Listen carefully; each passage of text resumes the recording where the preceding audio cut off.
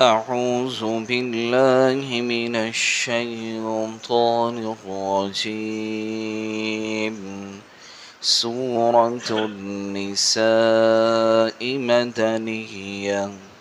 بسم الله الرحمن الرحيم. يا أيها الناس اتقوا ربكم الذي خلقكم من نفس واحدة وخلق منها زوجها وبث منهما رجالا كثيرا ونساء واتقوا الله الذي تساءلون به والأرحام إن الله كان عليكم رقيبا. صدق اللہ العظیم. جزاک اللہ جی.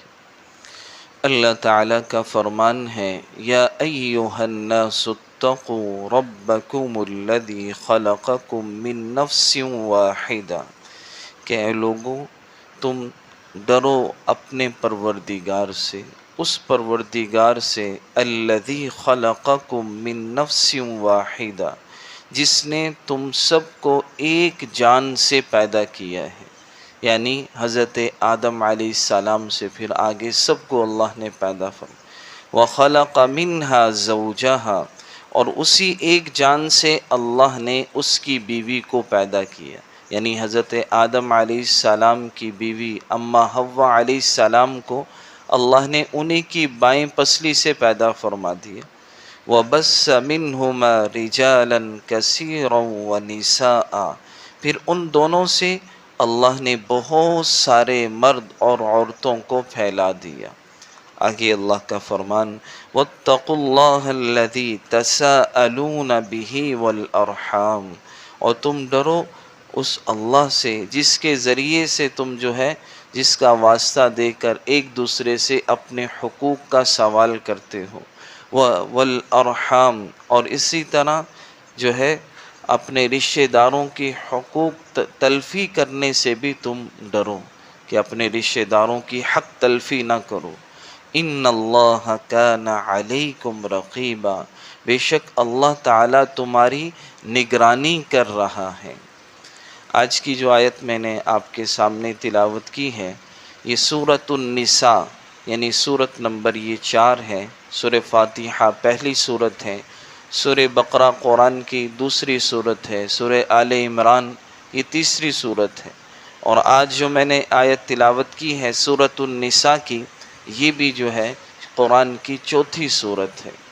اور اس صورت کے اندر اللہ تعالیٰ نے یہ صورت حدیث مبارکہ میں آتا ہے جب اللہ کے نبی صلی اللہ علیہ وسلم مکہ سے ہجرت فرما کر مدینہ آ چکے تھے، اس وقت یہ ابتدائی دور میں نازل ہوئی. مدینہ کی نئی نئی ریاست قائم ہو رہی تھی اور بہت سارے مسائل درپیش آ رہے تھے، اور کفر کی جتنی طاقتیں تھیں وہ سب بہت کوشش کر رہی تھیں کہ کیسے مسلمانوں کی یہ ریاست قائم نہ ہو. اور حضور صحابہ اکرام محنت کر رہے تھے کیسے ایک ہماری مدینہ کی علیحدہ سے ریاست اسلام کے نام پہ قائم ہو جائے. اب اس کے اندر جتنے مسائل پیش آ رہے تھے تو وہ سارے مسائل اللہ نے قرآن کے اندر صحابہ کرام کو حضور کو ہدایات دی کہ ایسے ایسے چلیں، اور جو بھی مسائل پیش آ رہے تھے اللہ تعالیٰ مکمل رہنمائی فرما رہے تھے.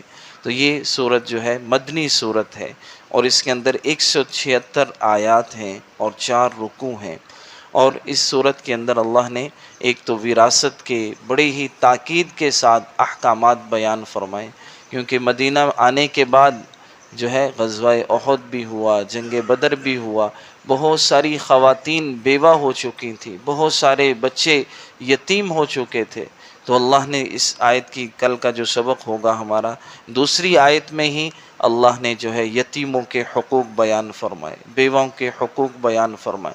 وراثت کے مفصل اس رکوع کے دوسرے اس صورت کے دوسرے رکوع میں اللہ نے ساری وراثت کی تفصیل بیان فرمائی کہ کس کو کتنا حق دیا جائے گا، کس ترتیب سے دیا جائے گا۔ اسی طرح اللہ تعالیٰ نے عرب کے لوگ صحراؤں میں سفر کیا کرتے تھے، پانی کی قلت ہوتی تھی، جب پانی نہ ملے تیمم کر لیا جائے، وہ بھی حکم اللہ نے اس صورت میں بیان فرمایا۔ اسی طرح جب دور کا سفر ہو، 77.5 کلومیٹر سے زائد اگر دور کا سفر ہو تو نماز کو قصر کر لینا چاہیے، مختصر نماز پڑھنی چاہیے، اس کے احکام بھی اس صورت میں اللہ نے بیان فرمائے۔ اسی طرح اگر خوف ہو دشمن کا، جنگ کی حالت میں ہو، نماز پھر بھی ادا کرنی ہے تو وہ کیسے ادا کریں گے، وہ بھی اللہ نے اس کے اندر بیان فرمائے۔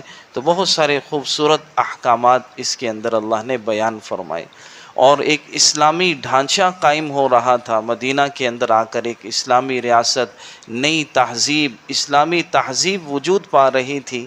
تو اس صورت کے اندر اللہ تعالیٰ نے خواتین کو جو ہے خصوصی اہمیت کے ساتھ احکامات دیے، کیونکہ خواتین ایک خاندانی نظام میں سب سے اہم کردار ادا کرتی ہیں۔ تو اللہ تعالیٰ نے اس صورت کے اندر خواتین کے بہت سارے مفصل احکام بیان فرمائے۔ اسی وجہ سے اس صورت کا نام بھی سورۃ النساء ہے، کہ نساء عربی میں عورتوں کو کہتے ہیں، انہی کے نام پر یہ صورت اللہ نے نازل فرمائی۔ پچھلی سورہ آل عمران کی آخری آیت میں اللہ نے حکم دیا تھا، یا ایھا الذین آمنوا اصبروا، اے ایمان والو صبر کرتے رہو۔ صبر کی کل میں نے 3 صورتیں عرض کی تھی۔ ایک تو صبر یہ ہوتا ہے کہ آدمی اللہ کی فرما برداری پر صبر کرے، چاہے اللہ کی فرما برداری، اللہ کا حکم پورا کرتے ہوئے کتنی بھی انسان کو مشکل ہو، لیکن اللہ کا حکم ہر حال میں انسان پورا کرے۔ اور ایک صبر میں نے عرض کیا تھا کہ آدمی کو گناہوں سے بچنا، یہ بھی صبر ہے، کہ آدمی کو دل کر رہا ہے گناہ کروں، کوئی برائی کی طرف خیال جا رہا ہے، لیکن اپنے آپ کو گناہ سے روکنا، یہ بھی صبر ہے۔ اور اسی طرح ایک صبر یہ ہے کہ آدمی پر جو ہے کوئی مشکل آ جائے، بیماری آ جائے، اس پر جو ہے صبر کرنا، شکوہ شکایت نہ کرنا۔ اور یہی اللہ نے فرمایا وہ صابرو، اس کے ساتھ ساتھ جو ہے ثابت قدم رہو، کفار سے اگر مقابلہ ہو جائے تو بھاگو نہ، جنگ میں ثابت قدم رہو۔ ورابطو، اور فرمایا اسلامی سرحدوں کی حفاظت کے لیے جمے رہو۔ واتقوا اللہ، اللہ سے ڈرتے رہو۔ لعلکم تفلحون، تاکہ تم کامیاب ہو جاؤ۔ آج کی جو صورت ہے، جیسے میں نے عرض کیا، اس میں بڑے تفصیلی احکامات ہیں۔ ان احکامات سے پہلے اللہ نے تقوی کا حکم دیا، کیونکہ کوئی بھی کام ہو اس میں اصل جو ہے اللہ کا ڈر اور خوف ہوتا ہے۔ کوئی بھی جو ہے حکومت، فوج والے، حکومت والے، یہ کوئی جو ہے عمل نہیں کروا سکتے۔ اصل تو عمل پر کھڑا کرنے والی جو چیز ہوتی ہے وہ انسان کا اندر کا اللہ کا خوف، اللہ کی محبت، یہ ہوتی ہے۔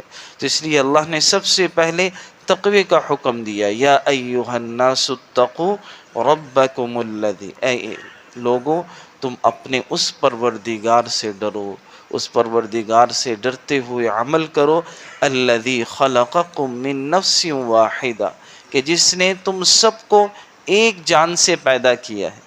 یعنی ہم سب کے جد امجد جو ہیں، ابو البشر جو ہیں، وہ حضرت آدم علیہ السلام ہیں۔ حضرت آدم علیہ السلام کو اللہ نے اپنے ہاتھ سے بنایا، اور اپنے ہاتھ سے بنا کر اللہ تعالیٰ نے جو ہے ان کو مٹی سے بنایا۔